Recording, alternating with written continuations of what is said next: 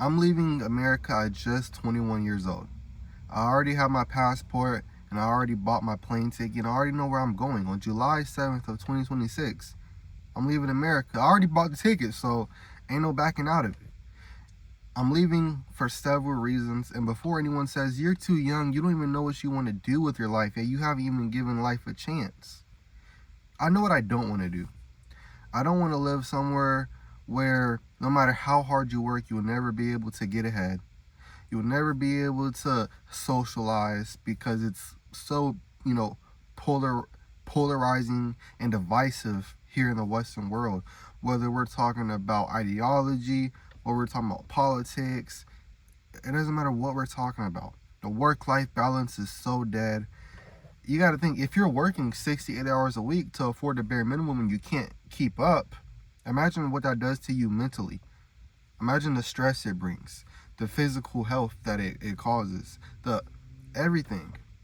It messes up in your entire life, your family relationship, because you can't see your family. You can't go out and socialize.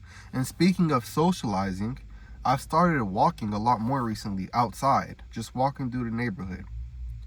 And when I walk around the neighborhood, I walk past people, and every time I walk past someone, I don't care who it is, old, young, girl, boy, whatever, I try to say, hi, how you doing today? And most of them just look at me like they acknowledge that I said something, but they just look at me for like a few seconds, look away, and keep walking and don't say nothing. That doesn't happen everywhere else.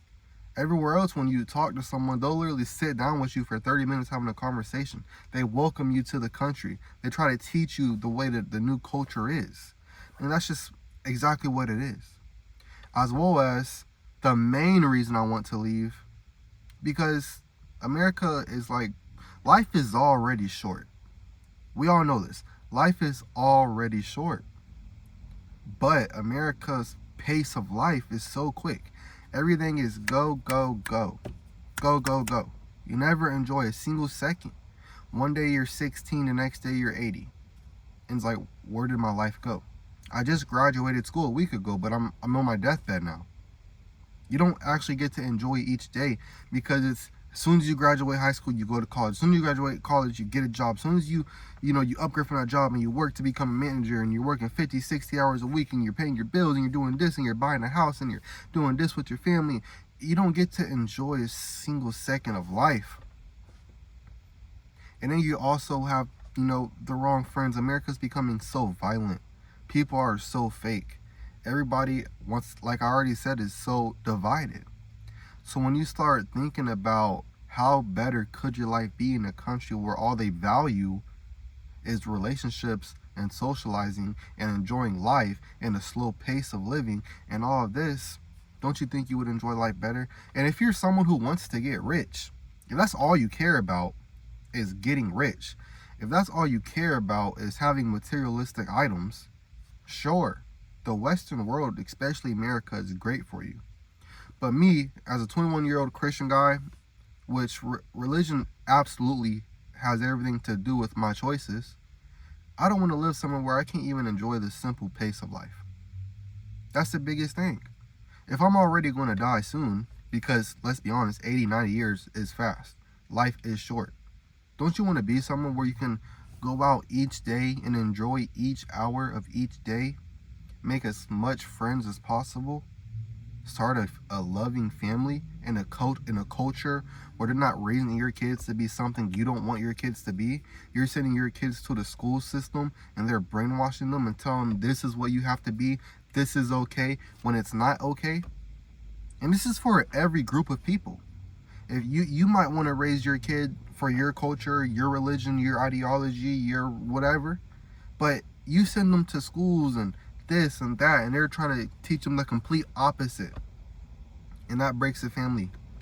And if you think it doesn't, you might be the problem. The issue isn't necessarily any of those one issues. The issue is, if you don't fit in an environment, remove yourself from that environment, right? That's what I'm doing. I'm removing myself from an environment where I feel like my purpose will fail.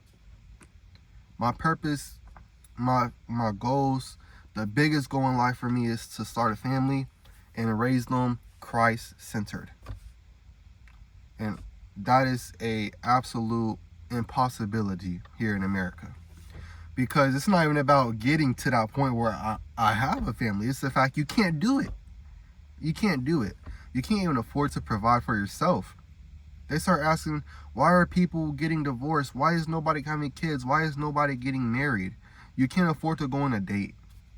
You know why? Because all these girls want to go on dates that cost $300 and they order the most expensive food. And you say, well, why don't we, go on a walk in the park for a first date? Why don't we go on a picnic? Why don't we go to the gym? Why don't we do something, that's not necessarily materialistic for a first date? Oh, you're not a real man. And this is on both sides. Same thing with men. There are men who only value lust, who only value riches, who only value things that are outside of what's great for life. That's not the world I want to live in. I want to go somewhere where I just feel like, especially where I'm going in Vietnam, that's where I'm going first. I'm going to travel the entire world and see all the beauty that God has made, because the entire world, it's not like back in the caveman days where all you had was your town, and you had to just cut sticks and be a mason or whatever you had, like the very few options you had. But nowadays you can hop on a plane and be somewhere the next day, in a whole different country the next day, and start over, completely start your brand new life all over again. And then guess what? You can always go back with your fresh mindset, your fresh spirit, your fresh heart, your new lived experiences. And if you can have a very new outlook, and even if you stay back in your home country, once you go back, you might just enjoy a bit more after experiencing the rest of the world. And that's just my look on it.